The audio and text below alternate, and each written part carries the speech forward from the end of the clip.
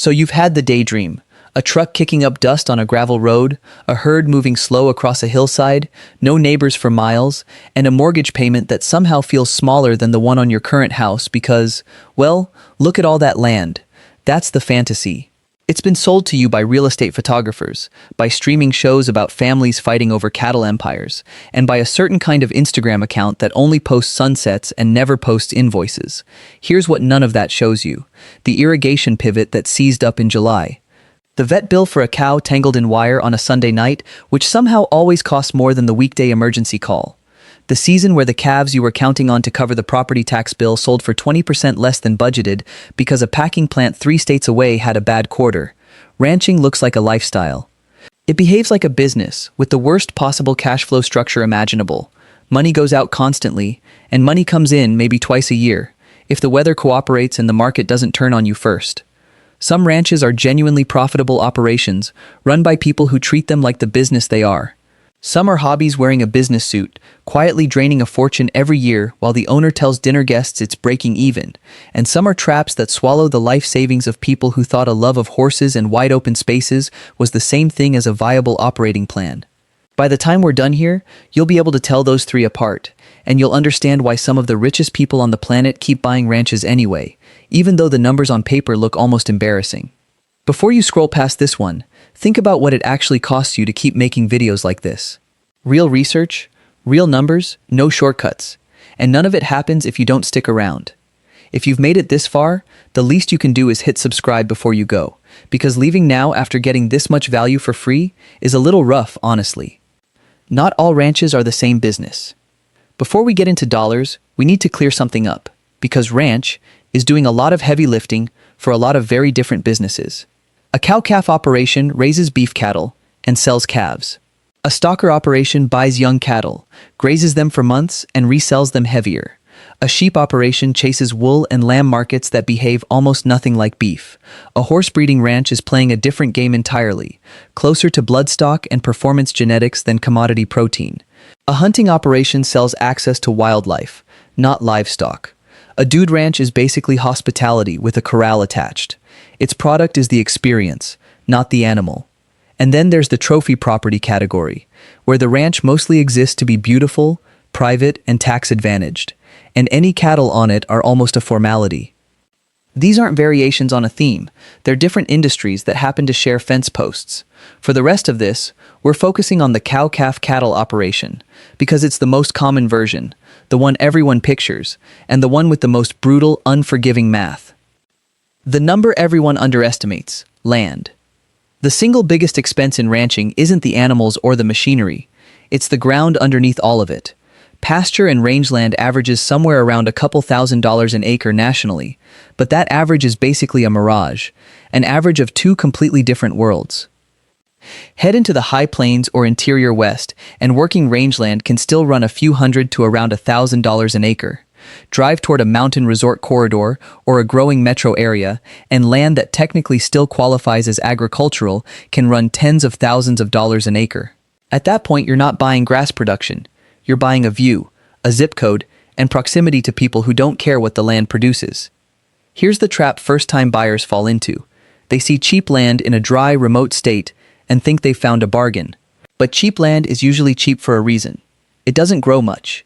In arid country, a single cow might need 20 or 30 acres just to feed herself, meaning more fence, more distance to supplies, and more months feeding hay instead of grazing for free.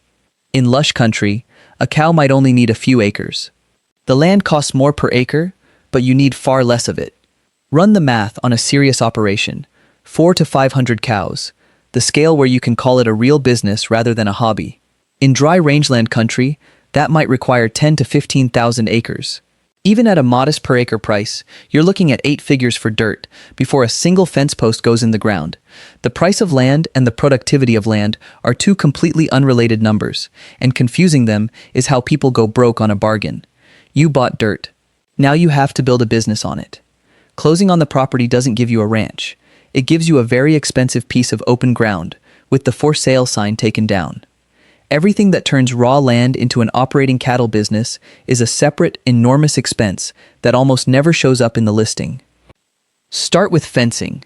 A basic multi-strand wire fence runs around $10,000 a mile to install, and a mid-sized ranch can easily have 50 to 70 miles of perimeter and cross-fencing once you account for rotational grazing, $250,000 to $500,000 before you've done anything else. Rocky ground or steep grades push that higher. Then there's water. Surface water is scarce, seasonal, or legally complicated, so you need wells, often 5 figures apiece to drill and equip, plus pumps, power, and miles of buried pipe to move water across thousands of acres. Budget well into 6 figures before water infrastructure is even finished. You need working facilities, corrals sturdy enough to handle a half-ton animal that does not want to cooperate, plus a squeeze chute for vaccinations and vet work. You need hay storage, because moldy hay is worthless. You need housing for hired help, because nobody commutes 2 hours to check calving heifers at 3 a.m. You need equipment sheds and gravel roads that don't turn into impassable mud the first hard rain. Add it all up: fencing, water, corrals, storage, housing, roads, and a new owner starting from raw ground can spend anywhere from several $100,000 to well over $1 million just getting the property ready to hold cattle. None of that money produces a single dollar of revenue.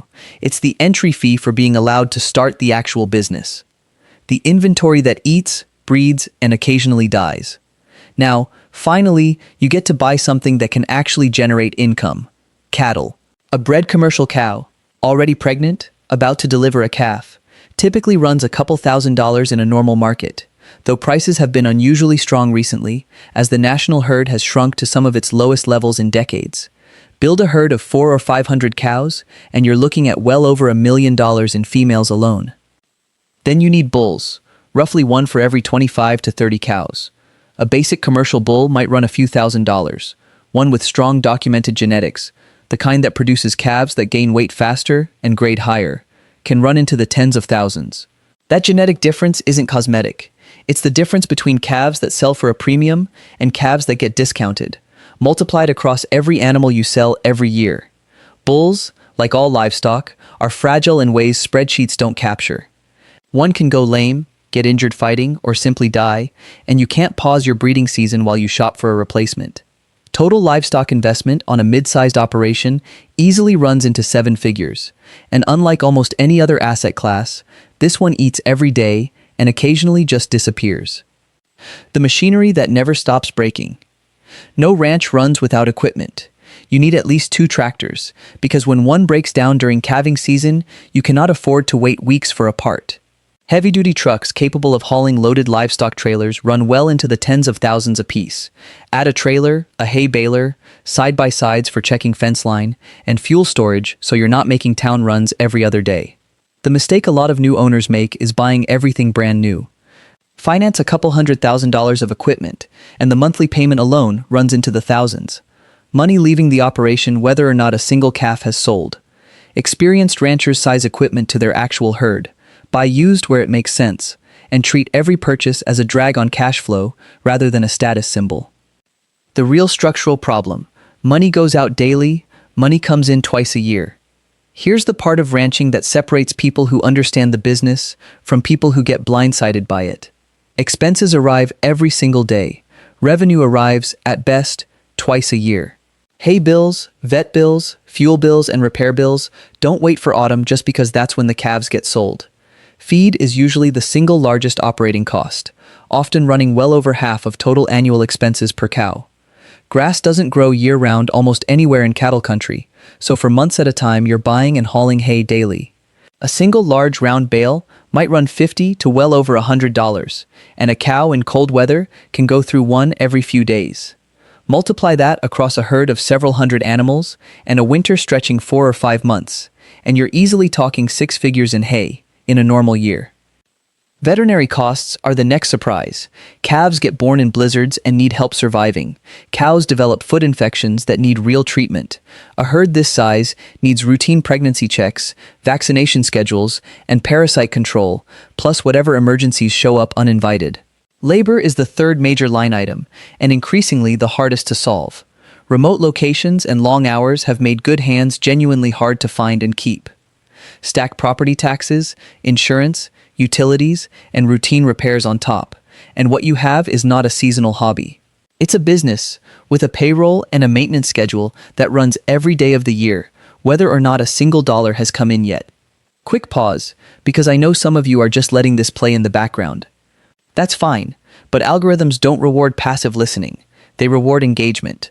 So if this has actually taught you something, tap like right now. It takes 1 second, and it's genuinely the only thing that tells me this was worth making, instead of a waste of the week I put into researching it. The revenue side, simpler than the costs, but just as fragile. The core of the business is straightforward. A cow gets pregnant, carries a calf for roughly 9 months, nurses it for several more, and then you wean and sell that calf, usually in the 500 to 600 pound range. You get paid by the pound, and the price per pound has been genuinely volatile, swinging by tens of dollars per hundredweight within a single year as the national herd has shrunk and supply has tightened. Run a simple version of the math. A herd of 500 cows, with a conception and calving rate around 90%, weans roughly 450 calves. Sold at a blended average price, that might generate close to $1 million in gross revenue in a strong year. Against that, total operating costs on an operation that size often land close to the same number. Do the subtraction, and in a good year, a well-managed 500-cow operation might net anywhere from nothing to a modest 6-figure profit, against an initial investment that, once you include land, infrastructure, and livestock, can easily run 8 figures. That's a cash return a basic savings account could rival. Pure cash returns from selling calves are, in a normal year, remarkably thin. And that assumes a good year. The national cattle herd recently fell to some of its lowest levels in over half a century, driven by a string of brutal droughts that forced ranchers to sell cattle rather than pay to feed them through dying pastures. When a drought hits, hay runs short and expensive right when you need more of it, and ranchers face an ugly choice: pay up and watch costs spike, or sell off breeding stock, which solves this year's feed bill by destroying next year's income.